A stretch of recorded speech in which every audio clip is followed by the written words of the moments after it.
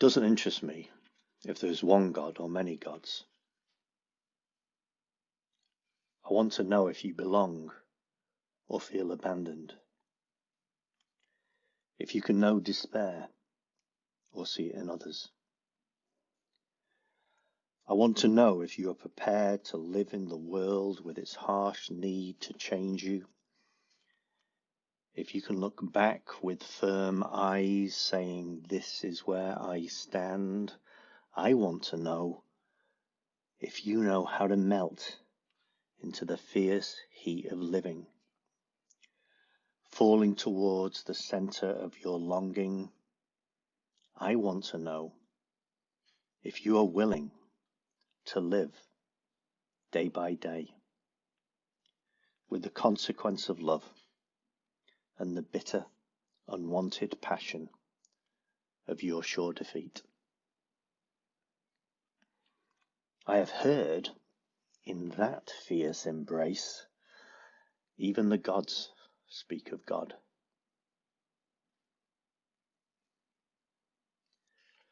This poem is Self-Portrait by David White. And that is how we started the session, which was exploring how we could use the Enneagram to take that journey ourselves from ego to eco. The GAIA conference was talking about bringing down the walls between self and other, bringing down the walls between self and environment, and bringing down the walls between self and self. This third pillar is really the focus of this exploration and this experiment. I did not start recording it until about 15 minutes in. Thank you for whoever reminded me. So I want to give you a little bit of introduction before I switch over to the live recording. One advantage of having to re-record this intro is that I can start with a thank you. Thank you to the 45 people that showed up. Thank you for GAIA to create this space, create this field, and inviting humble participants like myself to be able to offer our own offering to the community.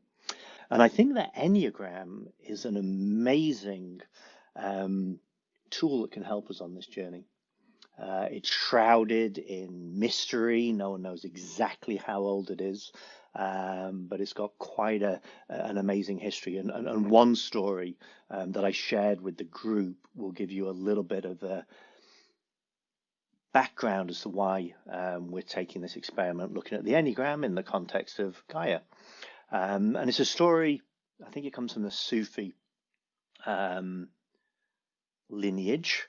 But it's a story about a tinsmith who was wrongly arrested and he was put in jail. And his wife, who was a weaver, sent him this woven prayer mat. But in the prayer mat was the pattern of the lock that was keeping him contained. And so he talked to his jailers and he managed to get small tools and a little bit of materials. And he started making things that he gave the jailers to sell in the market, so they were happy. But he then built himself a key and was able to unlock his cell and walk free. And this is a beautiful story because the Enneagram also may be that key we need to bring down the walls between self and self, and between self and other. So that's a little bit of the context. Now we're going to use the Enneagram in the context of the you. For this 90-minute session, we're going to have 3 breakout groups, starting with seeing each other. At the top of the U, opening our minds, being curious about who we are, who has shown up, at this moment in time. And then we're going to deeper open our hearts and really sense into some of the emotions that underlie our need as children to build these prisons of the ego. And then third, we're going to get into the presencing phase and really see what emerges from this place of presence. So the first phase of the conversation, the seeing phase, we're going to talk in small groups of 3 about how we want to be seen, how we see ourselves, how we want others to see us, and what is our own relationship with the ego. Want to keep this personal and real more than academic. So what is your own relationship with your own ego? So that is how we're going to start the journey today, exploring how the Enneagram can help us move from ego to eco. So I'll be in this main room, I'll be on chat. Any questions, do let me know. But I'm now going to put you into the breakouts to talk about your relationship to ego. If you know your Enneagram type, you can share that, but it's not essential.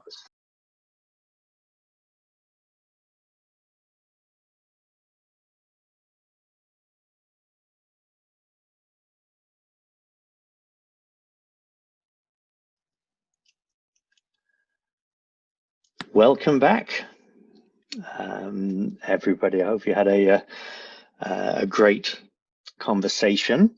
And I'm going to take the conversation a little deeper. I will be inviting us to sort of share with the group, but I'll be doing that after this next session, because we're going to go down the U now.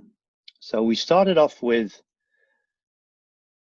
seeing, and we're now moving into this sensing and this feeling. And a lot of these ego structures come from a delusional place. We separate ourselves from the nature of being, from who we are. We universally, because we all have egos, did not grow up in an environment that allowed us to feel a basic trust. And we're seeing this now emerge in all these issues of collective trauma and injustice. So of course, when we were kids, we had to adapt and protect ourselves. And I'm going to share some of the underlying feelings in chat. Let me share that with everyone. Around these 9 ego types. And it's a little bit of a simplification. I'm a type 5. So I can share personally, I felt alone. I didn't fit in school. I was never any good at sports. So I created an ego that could adapt to that. And I adapted by withdrawing from the world.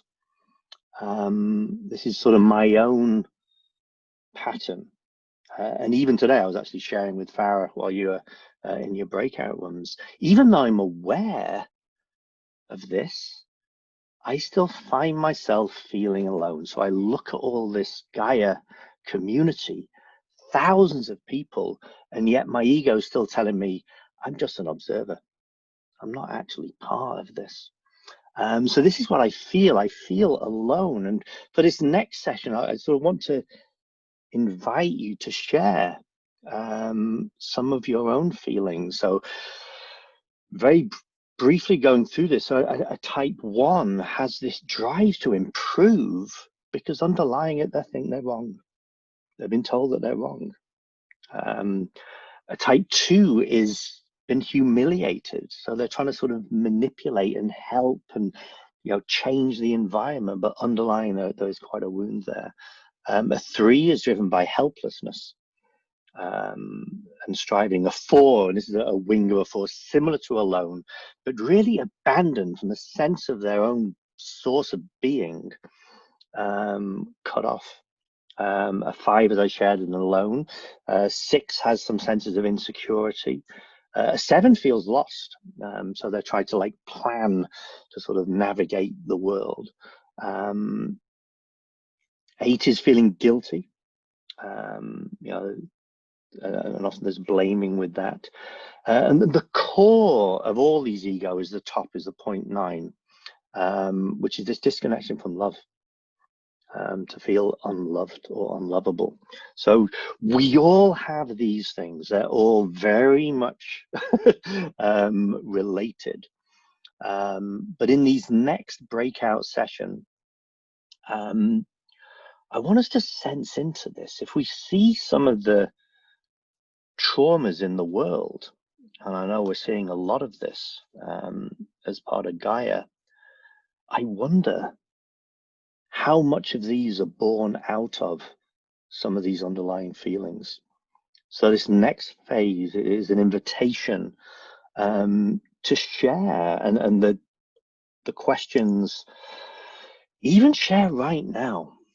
You know, if you're feeling any of these now and you feel safe enough to share in your breakout group, this is a way we can sort of like sense into it. Do you know others? We're now shifting from just our own sensing to external consideration and feeling this in the world as well. I come from a country in England where we very much culturally taught to hide our feelings. But I'm grateful through communities like this, I'm getting in touch with them. And I think at this time, these feelings are just bubbling up around the world. So for this next conversation, it really is to share, what are you feeling? What are you feeling right now? And how did the loss of trust in our environment cause us to sort of develop this separation? Invite you to keep this personal, not academic. So it's really, you know, how did your own experience, your own story of not having that kind of environment affect that today? So next phase, back in the breakouts. I think you'll be back in the same, but I'll have to see exactly how that works. Oh, and for this next conversation, I'm going to do a 3-3-3. But then I'm going to open up an additional 3 minutes for you to share collectively to see any patterns. And of course, you can be flexible, but I will prompt individuals to share, and there will be an additional time to share as a group. Okay, enjoy the next phase of the conversation.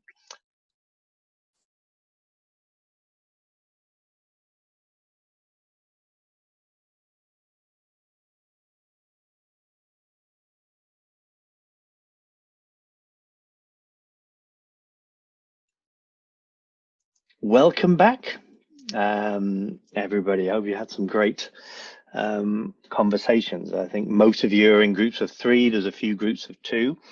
And thank you for those groups of 2 that accommodated some extra people who recently joined. Before we go down the U further, I just want to hear from 2 or 3 voices about what emerged during that conversation. So if anybody would like to share with the group, please raise your hand, and we'd love to hear from you.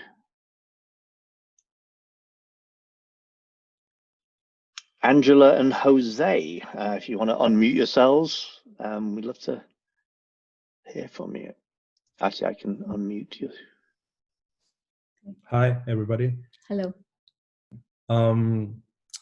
I realized, before about the Enneagram, I had it like a test. So a person can identify himself or herself. But now I realize, I started to sense that it's a way that you can check your present moment, like not have it like a label, another label, like part of part of a like another ego, like Yeah.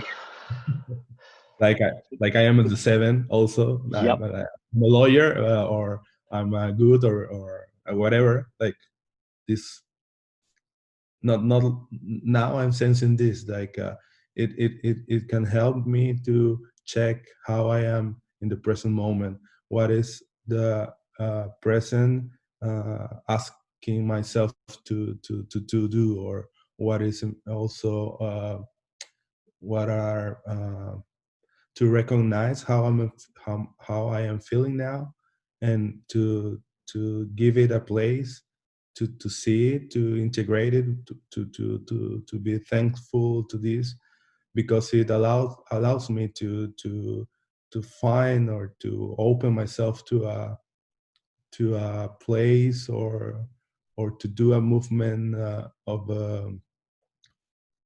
with more benefits for me, like and not only me, but all the others. Like when I do it to myself, then the like the others can reflect on me also somehow, and can have this invitation to do the same. Beautiful. And that is exactly sort of what many people see the Enneagram as. Gurdjieff sort of as this like dynamic unfolding. So the Enneagram tests that we know, they were introduced in the 20th century, late 20th century. But it really is this dynamic symbol. Though some say if you can draw the Enneagram in the sand, you don't need any books or any libraries.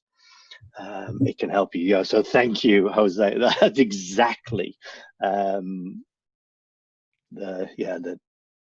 power of the Enneagram. Beautifully stated. Thank you.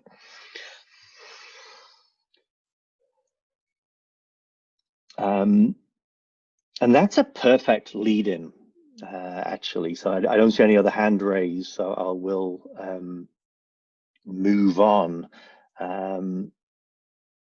And this is the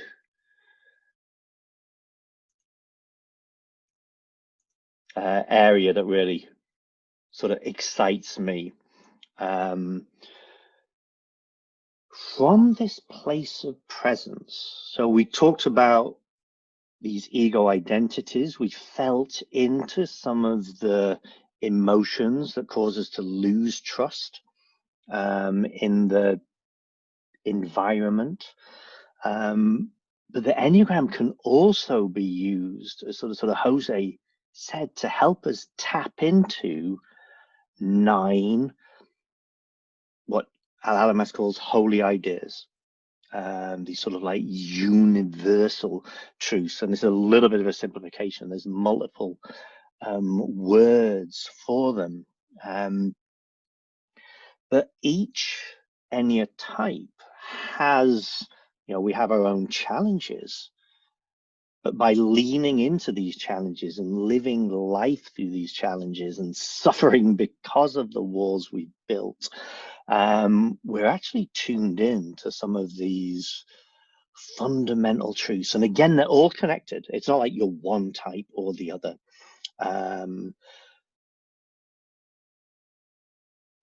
But as we open more and more, we can really take this shift from ego into eco, not just for ourselves, but we see in this place that we are all connected.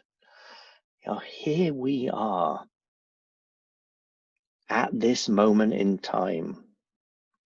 A technology has emerged that allows us to transcend geographical and global boundaries. Wow.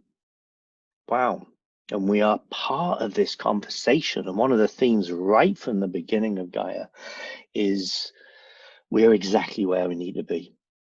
And this is actually the aspect of a type 1, the good, sometimes called, I call it the good. The top I see as the good, the true, and the beautiful. The love being the beautiful, the truth, and the goodness is perfection. Everything's in its right place. You are in its right place. And this is sort of the insight of the Enneagram type 1. As a type 5, my heartbreak is that I feel separate. I feel disconnected. But my remembering is that we're all in this together. We're all connected. And I see it sort of a horizontal. When I did some of the social presencing theater, I always ended up in sort of like this kind of position. I wanted to be in this together. And that's what I'm hungry for. This sort of horizontal, everyone's part of this. A type 4 has more of a vertical connection. I am connected with the essence of life itself. I'm connected with being. So two different types of insights. The purpose and freedom. This is holy planning, holy law. This is when your will, we're talking about opening will now, are in this presencing place. Your will, my will, our will is the will of the universe. We're connected to the holy will. And this is freedom. This is freedom. So these are different aspects. Some of us are more tuned into one than the other. The type 8 of truth is the non-duality. So it's like we are one. We are one. That's a truth where I can access through my mind. I've been lucky to have some teachers that have guided me into this sort of open mind awareness. But I'm still learning to feel, and this is all of these sort of point to the top of the Enneagram, the love. The love. It's like, I'm reading Rumi. Rumi gets things that I don't get, this poetry, this language of love. But if we're going to go through these transformations, we need this. We got to change the world with this love, with this beautiful, sweet, powerful energy. Without this, we stay asleep. So this is really the essence. And then the central triangle is faith, hope, and love. Faith is more of a solid, undoubtable, I know this is how the universe is. And there's such strength in that. This is building our house upon the rock. So it's a real solid sense. Whereas the hope is more of a dynamic nature. Things are emerging as they're meant to be. Things are turning out. I believe in change. I've got hope in change. So these three aspects of love, hope, and faith are the key to the transformation of the soul. So here we are as humans. We talked a lot about this, about humanity. As we start changing our economic structures, about optimizing for humanity, the Enneagram has this beautiful key about what humanity can be in this place of presence. So we're going to go back into these in the breakout rooms, and we need each other. I've got a sense that we've all got a piece of the puzzle, and this is a very much a wholly omnipotent type 5 view. We've all got an essential piece, and if we combine our pieces, we can help each other wake up individually, wake up as a species, wake up as living beings on this planet, in the universe. So as we go back into the breakout rooms, I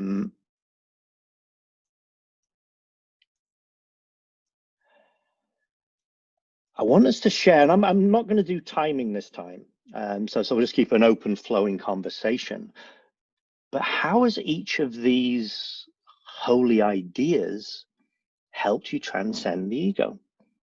And there are 9 different paths, and again, they're all interrelated, very much. If you so as Jose said, it's not like we're typing into one.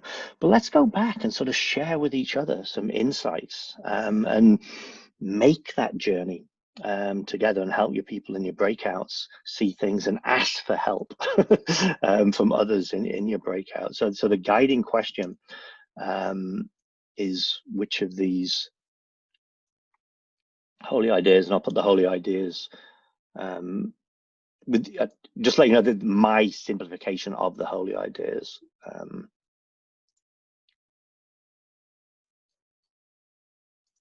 into the chat. And the invitation is just an open dialogue for 15 minutes, and then we'll come back into the main group, and I would love to hear what emerges. So step into this presence, see what wants to emerge right now, and help each other and ask for help, that we can make that journey beyond our ego right now. So enjoy, and I'll put you back in the rooms.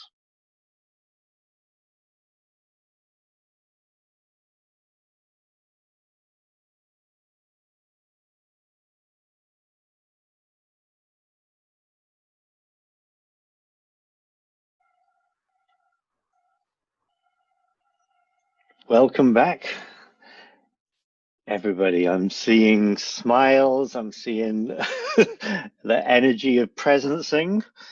And yeah, well, I would love to hear from one or two of you what came up in your rooms. If you're willing to share, please raise your hand.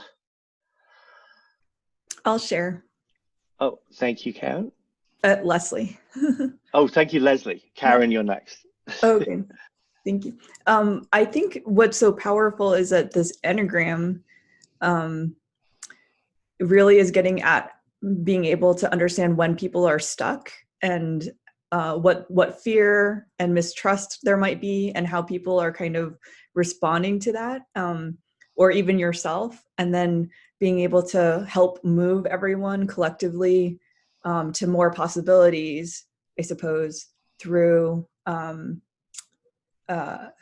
last list you gave of just being able to have hope or freedom or working together. So I think that was a lot of the discussions Alania and I had. Fantastic. Yeah, thank you. I personally found it's helped me get unstuck many a time, and I think it's very useful for all of us right now. So yeah, thank you so much for sharing that. Karen, you have your hand raised. Yes, we had a rich conversation. I've worked with the Enneagram for since the 80s, maybe even since the 70s. No, the 80s probably. And I have found its wisdom and insight and our understanding of it growing over the decades. But I have found today's presentation of it in connection with Theory U to be an incredible gift, partially because I live out a Theory U as a way of understanding the world. But the piece that I had never seen before that I particularly appreciated was the final one around presencing, when we move beyond the ego keeping us in bondage and keeping us responding to our original hurt in the world, whatever that was for us. For me, it would have been number 5, so feeling alone and then withdrawing as a way to respond to that. But then my deepest longing truly is connection, which is the number 5 expression when we are able to respond to life from that place of a source presence that's within us, that is the fullness of who we are, and the image that we each bring a piece of the bigger picture the indigenous teacher that I've worked with, talks about an 8th way, and there's 7 perspectives.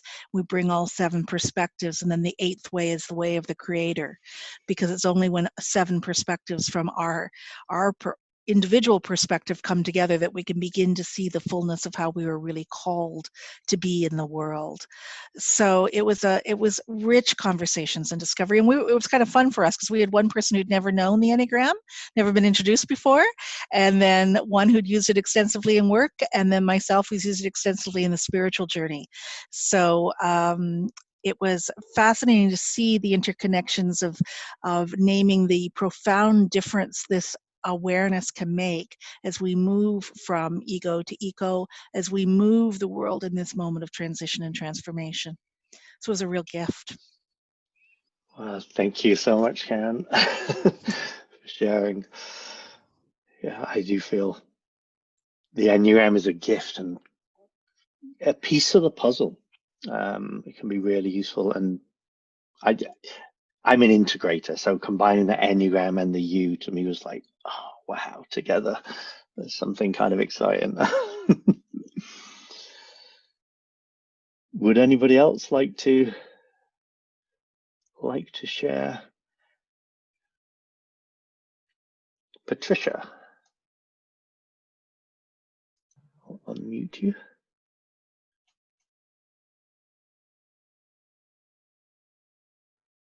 I think you can unmute yourself, sorry. Thank you. We were sharing the connection between the Enneagram, even though we don't know too much about it, the connection as the Enneagram can show us our shadow and how to be confronted to that shadow and see how can we live knowing that. But also we were sharing that how to trust, how to build trust between one another. And we were saying that we have to trust in ourselves, but we cannot trust in the other ones, because God has a plan for each one of us. And if we trust in us in that way, we are going to develop love for the other ones, accepting them in the way they are. They don't really want to hurt me. They want to be who they are in the plan of God. That makes feel peace and being more connected authentically. Absolutely, thank you, Patricia. This concept of basic trust is at the very core. That's why we looked at the loss of trust. And we've got to use this not only to bypass the trauma and the shadow, but yeah, we can absolutely use this to face, as some of the speakers said this morning, sort of stare at our shadow individually and collectively. So yeah, thank you especially for bringing the shadow perspective into this as well.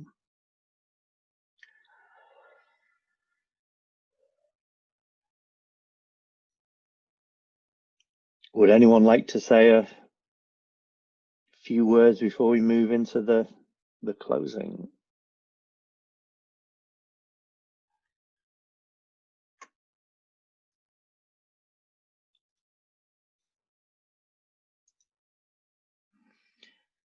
Well, thank you everybody for showing up. I can feel the energy. I can feel as a type 5 that I am connected to you all. Today we are leaving the journey at the bottom of the U. But I'm curious how we can meet each other in this place and start to build a new world, start to crystallize and create and see what is possible. So I've also set up a booth on Hopin, And I would like to take this experiment a little bit further. So I'm looking just for self-organizing groups of 9 to take this journey together. So try and see if you're interested to join, similar to a social solidarity circle. But I'm hoping we can get in groups of 9 with the 9 Enneagram types. So we each have our own perspective to offer, and we each have 8 perspectives to learn from. So if you're interested in going deeper over a 5-week experiment, we'll go sort of down the U a little deeper and then create something. It could be a blog post or a video or a song or a poem or a dance, but by actually meeting together. I also come from a tech background, so this idea of a hackathon,